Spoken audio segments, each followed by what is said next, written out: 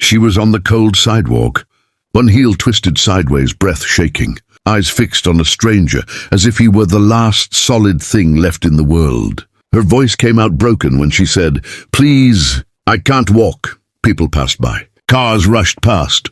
And in that moment, one single dad had to decide whether to stop or keep going. Before we go any further, if stories about kindness, humanity, and unexpected connection move you even a little, take a second to subscribe to Kindness Tales, like this video, and tell us in the comments what you would have done in that moment. Now let me tell you how this moment even happened. It was a regular Tuesday afternoon in a mid-sized American city, the kind with glass office, buildings on one side of the street and aging brick storefronts on the other. The single dad had just finished his shift driving a delivery truck. His back ached. His phone buzzed with a reminder about a school project due tomorrow, and his mind was already on his daughter waiting at home with her backpack still on. Life for him was a careful balance of time, money and energy, and he rarely had extra of any of those. He parked near the curb to grab a cheap sandwich from a corner deli, mentally calculating how many minutes he could spare. That's when he noticed the woman ahead of him, stepping out of a sleek black car. Her suit was perfectly tailored, her posture confident, her phone pressed to her ear as she spoke in clipped, efficient sentences. She looked like someone used to being in control, someone important. As she took a step onto the sidewalk, her heel caught in a crack. It happened fast. A sharp twist, a sudden loss of balance. The phone slipped from her hand. She went down hard, the sound of her body hitting concrete, cutting through the city noise. People slowed. A few glanced. No one stopped. The single dad froze. He felt that familiar tug between empathy and exhaustion. He was already late. His daughter would be watching the clock, hoping he'd make it home in time to help with dinner. He told himself the woman would be fine. Someone else would help. Someone with more time, more money, more confidence. Then he heard her try to stand and fail. He heard the hitch in her breathing. And finally, he heard the words that changed everything when she looked straight at him and said she couldn't walk. Up close, she didn't look powerful anymore. Her face had gone pale, and her hands trembled as she tried to push herself up. Pain flickered in her eyes, but so did something else. Fear. Not the kind that screams, but the kind that quietly asks what happens if no one helps. He knelt beside her without fully deciding to. His body moved before his doubts could catch up. He asked if she was hurt, and she nodded, admitting her ankle felt wrong, like it wasn't supposed to bend that way. He suggested calling an ambulance. She hesitated, glancing at her phone on the ground, then admitted she had a meeting she couldn't miss. That made him pause. Most people in pain don't worry about meetings. But she did, even now. He helped her sit back against the car and retrieved her phone. When he offered to stay until help arrived, she surprised him by asking if he could drive her to the hospital instead. She said it quietly, almost embarrassed. The city felt suddenly loud around them as he weighed the request. He thought about his schedule, about gas money, about the responsibility he hadn't signed up for. Then he thought about how his daughter watched everything he did. Even when she wasn't there, he agreed. The drive to the hospital was awkward at first. She apologized repeatedly, then stopped herself, clearly unused to needing help. He told her it was fine, even though his hands were tight on the steering wheel. Traffic crawled. She winced with every bump in the road. Eventually, conversation found its way in. She asked about the car. He admitted it was old, but reliable.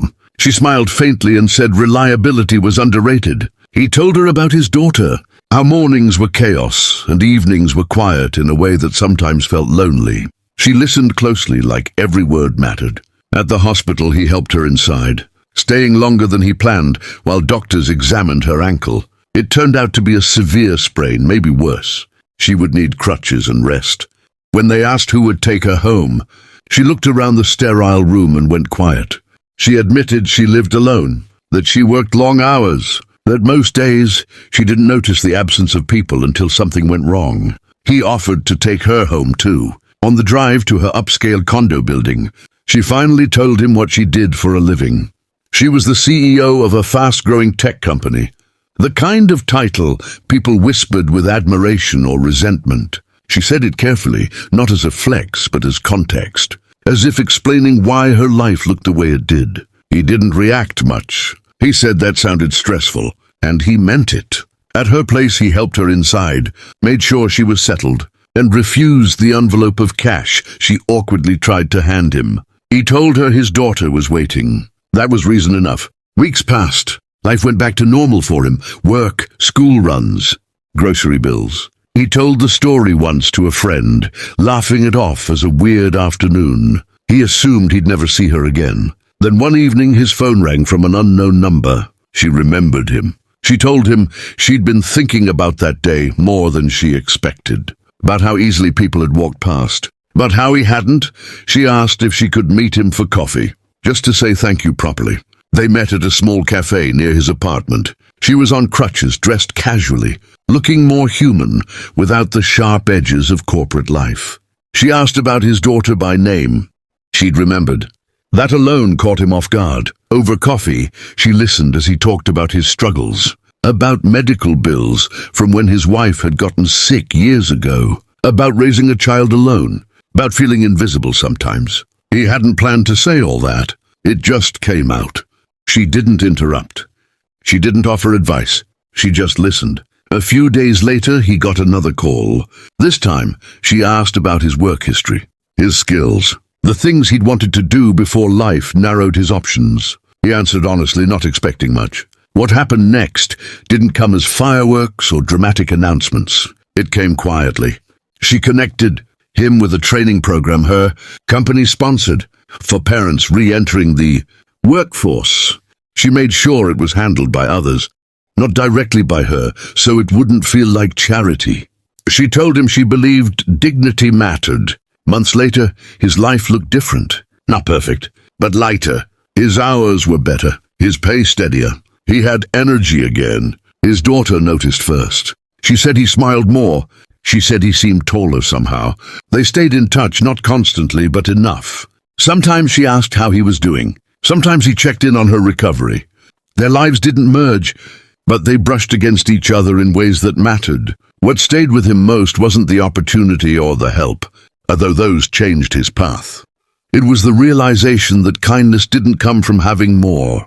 It came from stopping when it would be easier not to, from kneeling on a cold sidewalk instead of walking past. And for her, the moment she asked for help rewired something deep inside. She started leaving her office earlier, calling people instead of emailing, noticing faces instead of titles. She later admitted that being unable to walk for those few minutes forced her to see how fragile independence really was. Years later, he would tell his daughter that story when she asked what it meant to be a good person. He wouldn't mention CEOs or money. He'd talk about a cracked sidewalk, a choice, and how sometimes the smallest pause can change two lives at once. Because kindness isn't loud, it doesn't always announce itself. Sometimes it looks like a tired single dad stopping when he has every reason not to.